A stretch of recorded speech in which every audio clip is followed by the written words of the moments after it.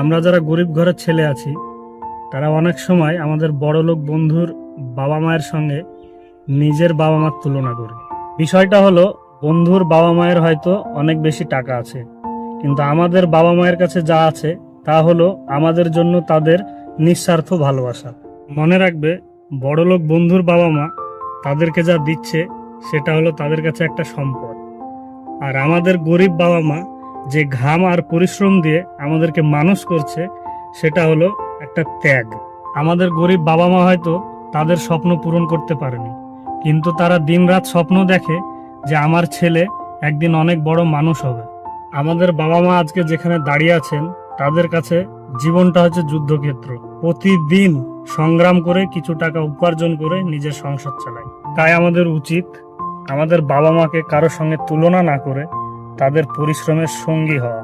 কারণ টাকা দিয়ে হয়তো জীবন চলে যাবে, কিন্তু বাবা মায়ের দোয়া ছাড়া জীবন জয় করা যাবে না।